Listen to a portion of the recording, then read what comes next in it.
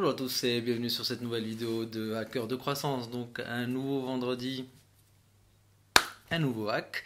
Donc aujourd'hui j'aimerais vous parler d'un hack un peu plus concret et un peu plus préventif et auquel je pense évidemment parce que je suis dans une période où je paye le prix si vous voulez, de pas avoir été très préventif, quoi, en gros. Ce dont je voulais vous parler, en fait, c'est de procédures, de systèmes. Je sais que c'est des choses dont on parle souvent, mais en fait, c'est vraiment juste la transmission de connaissances qui est une partie très très importante de tout business lorsqu'on essaie de grossir, de tout entrepreneur lorsqu'on essaie de devenir autre chose qu'un auto-entrepreneur, en gros, que quelqu'un d'un solopreneur, je crois qu'ils appellent ça. Alors, j'ai lu un bouquin dernièrement, enfin j'ai lu, non, j'ai écouté un bouquin récemment, donc qui s'appelle le E-Myth, et qui expliquait exactement ça, qui expliquait pourquoi finalement les gens qui décident de se mettre à leur compte, que ce soit en freelance ou une autre forme, généralement ne font que créer un nouveau job pour eux-mêmes au lieu de créer un vrai business. Alors on pense créer un business, mais au final c'est juste un job. Si vous êtes média buyer tout seul dans votre coin et que vous faites tout, et que si vous arrêtez de vous connecter et de bosser, eh bien tout s'écroule. Dans ce cas, c'est pas vraiment un business, c'est plus un job pour vous-même, certes. Et pour moi, je parle aussi pour moi, puisque je suis dans à peu près le même cas et j'essaie justement de changer ça.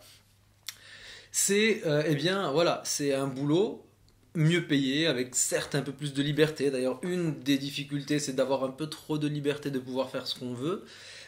Mais ça n'en reste pas moins un boulot. Donc on échange ses heures contre de l'argent et on est limité dans sa croissance et on est limité par rapport à ses absences. On n'est pas tout à fait libre et on a beaucoup de mal à scaler. Donc en fait on est un technicien qui travaille pour lui-même, quoi, en gros.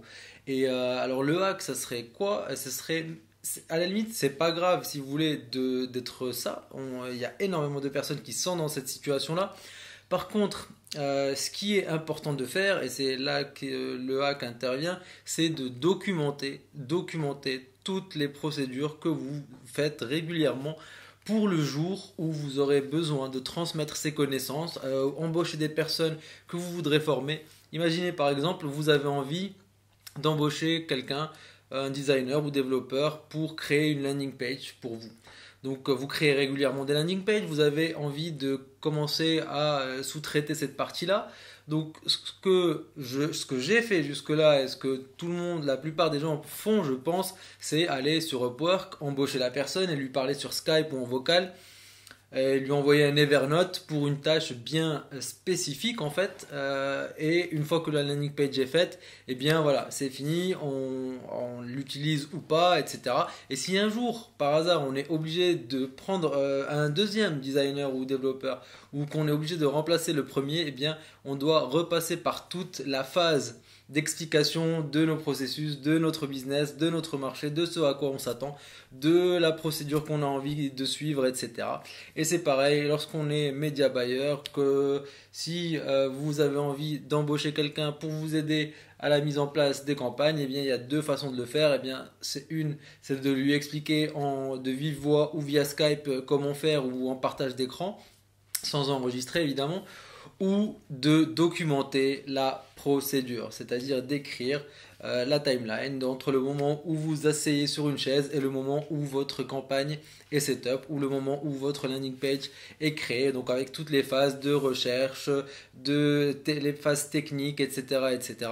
Donc, et ça, c'est ça l'importance de cette documentation, c'est que vous avez à le faire qu'une seule fois. Donc moi, par le passé, j'ai déjà embauché plusieurs fois des designers, des développeurs, des média buyers. J'ai essayé différentes façons de bosser et j'ai essayé avec différentes personnes, mais sans jamais vraiment documenter la chose. Et je me rends compte à quel point c'est stupide. Et en lisant, en écoutant, pardon, le bouquin, le E-Myth, vraiment, ça m'a frappé parce que je pensais être enfin, je pensais être mauvais, ouais, je pensais que c'était de ma faute et que j'avais merdé là-dessus, mais au final, il s'avère que plein de gens le font, quoi, et c'est ce qui rend extrêmement difficile la sous-traitance ou le fait de savoir déléguer certaines tâches, c'est que eh bien, on délègue, mais sans vraiment documenter les tâches, en fait. Donc, on ne transmet pas vraiment le savoir, ou alors quand on essaie de déléguer, on prend des gens et on s'attend à ce qu'ils sachent immédiatement ce qu'on veut faire. Alors, c'est jamais le cas, évidemment. Si vous avez déjà essayé d'embaucher des gens pour des choses un peu techniques, vous savez que c'est pas le cas. Il faut prendre le temps de former la personne, donc de faire le onboarding, de faire le training et de passer les connaissances et les procédures. Et donc si vous avez déjà créé les procédures à l'avance, ça facilite énormément la tâche. Alors moi personnellement là je suis en plein dans la création de procédures et de spécifications et de docs, etc.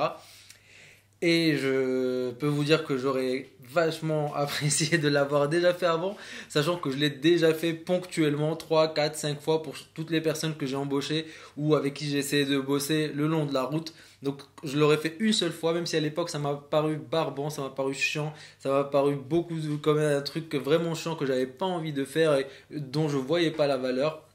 Si je l'avais fait quand même, si je m'étais forcé à le faire à ce moment-là, ben, aujourd'hui, je suis sûr que j'aurais plus à me soucier de ça et que je pourrais progresser beaucoup plus vite. Voilà, en gros, c'est un peu l'idée de cette vidéo. Si je peux vous conseiller quelque chose, c'est de lire ou d'écouter le bouquin. Si vous êtes auto-entrepreneur ou solopreneur, en gros, que vous avez votre société et que vous bossez tout seul à votre compte, premièrement, félicitations.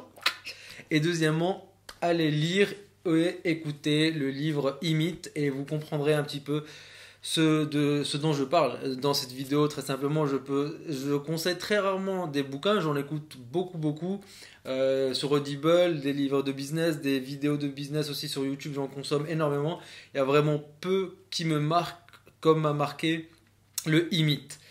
Alors le Imite, je ne saurais pas vous dire exactement le nom de l'auteur, c'est vous dire à quel point je consomme de bouquins, je ne sais pas qui l'a écrit, mais c'est vraiment exceptionnel, je vous conseille de le lire ou de l'écouter. Je suis sûr que vous vous reconnaîtrez dans certains trucs et je suis sûr que vous direz putain, ça fait du sens et je devrais faire ça. Et si avec un peu de chance ça vous motive à le faire et que dans 2 ans lorsque vous voulez grossir et embaucher une équipe, embaucher des gens et monter un truc plus sérieux qui vous dépasse, qui dépasse juste votre personne seule, eh bien vous serez très reconnaissant d'avoir lu le bouquin et d'avoir mis en place ces trucs là parce que croyez-moi que ça vous sauvera énormément d'énergie et d'heures de travail. Donc voilà, j'espère que la vidéo vous sera utile. Je vous souhaite je vous souhaite un très bon week-end. Comme d'habitude, si vous avez des questions ou des remarques, si vous êtes plutôt du genre à documenter vos procédures ou pas du tout, ben, n'hésitez pas à me dire dans quelle catégorie vous vous trouvez. Moi, très clairement, j'ai beaucoup de mal avec le fait de documenter ce que j'ai en tête. Donc, vraiment, le transfert de connaissances est toujours problématique pour moi. Voilà, si vous avez apprécié la vidéo, n'hésitez pas à liker, vous inscrire, commenter sur YouTube ou sur le forum. Je vous souhaite un très bon week-end. Je vous dis à la semaine prochaine et que le bis soit avec vous. Ciao.